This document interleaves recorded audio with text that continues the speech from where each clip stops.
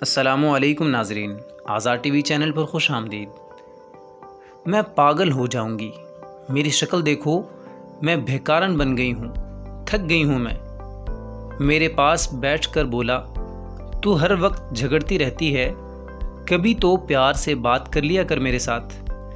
میں نے اسے سائیڈ پہ دھکا دیا، وہ خاموش ہو گیا۔ میں تھک ہار گئی تھی، اب سوچ رہی تھی بس اس سے طلاق لے لوں گی۔ اپنے ایک دو کزن سے بھی بات کی تھی جو وکیل تھے، انہوں نے تسلی دی، ہم ساتھ ہیں آپ کے، آپ طلاق لے لو اس کمینے سے۔ میں سوچ رہی تھی آج گھر آئے گا تو بس اس کو بول دوں گی کہ مجھے طلاق دے دے۔ میں انتظار کر رہی تھی اور وہ رات کو 10 بجے آیا۔ بچے سو رہے تھے، دونوں بچوں کے ماتھے پہ بوسہ کیا، ان کے ہاتھ چومے، پھر چار پائی پر بیٹھ کر مجھے آواز دی، شہناز مجھے روٹی دے دو۔ میں کروٹ بدلے لیٹی رہی، اس نے پھر آواز دی، شہناز سن لے، اٹھ جا۔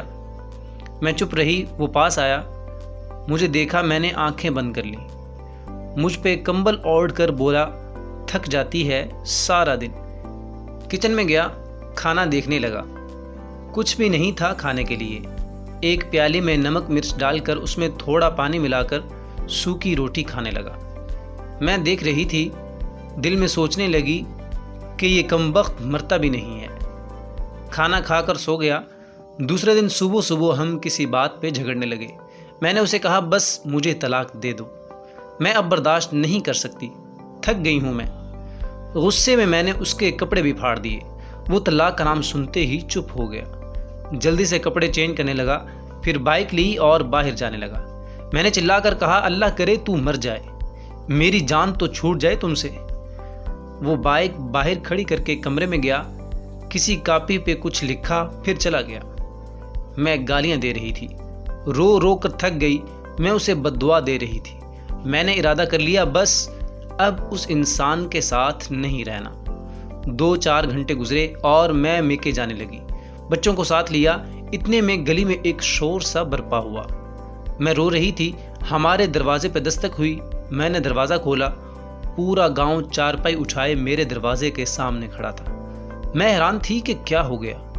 اتنے میں ایک لڑکا فون پر بات کر رہا تھا، یار اکبر کا ایکسیڈنٹ ہوا اور وہ مر گیا ہے۔ یہ سنتے ہی جیسے مجھ پر قیامت آ گری۔ میں ساکت ہو گئی، چارپائی صحن میں رکھی گئی، سب لوگ قبر کھودنے کی باتیں کرنے لگے، کچھ جنازے کا ٹائم دیکھنے لگے اور مسجد میں اعلان ہونے لگا۔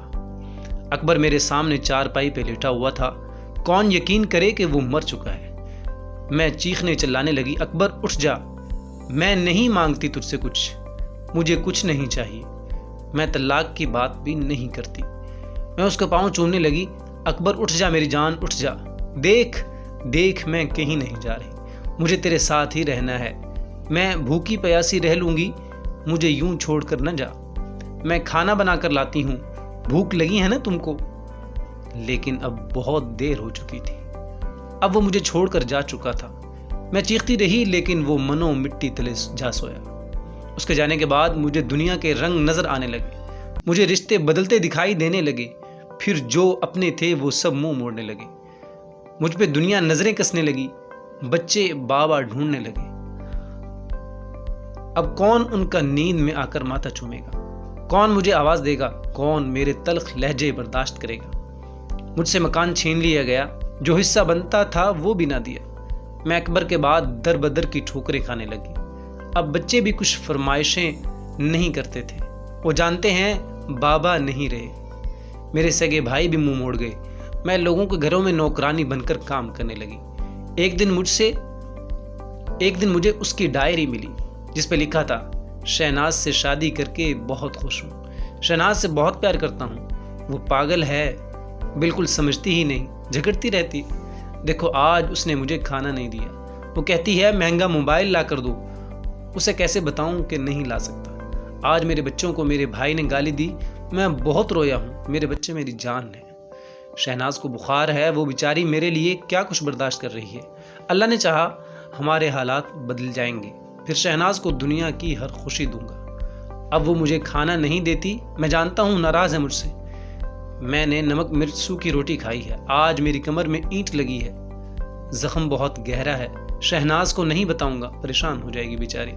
ڈاکٹر کہہ رہا ہے 15 ٹانکے لگے ہیں، آج مجھے چوٹ بھی لگی ہے، کہہ رہی ہے طلاق دے دو، میں مر جاؤں گا اس کے بنا، ابھی غصے میں ٹھیک ہو جائے گی، ابھی غصے میں ہے ٹھیک ہو جائے گی۔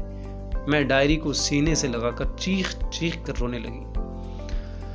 ہم سفر تو ہم سفر ہوتا ہے نا، وہ جیسا بھی تھا میرا سایہ تھا، میری ڈھال تھا۔ اس کے بعد زمانے کی ٹھوکریں کھا کر سمجھی ہوں اس کے ساتھ میرے دونوں جہاں تھے۔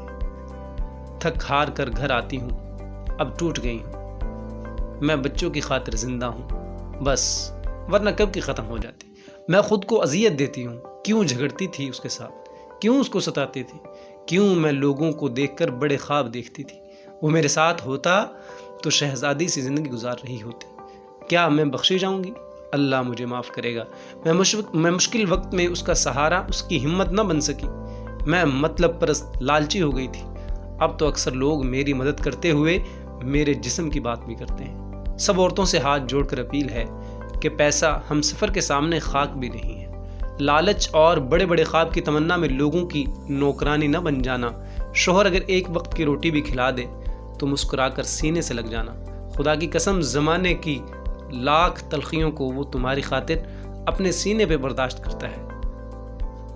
پلیز اگر کوئی بہن اپنے شوہر سے یوں بیزار ہے تو سمجھ جائے اس سے پہلے کہ آنسو ان کے مقدر بن جائیں۔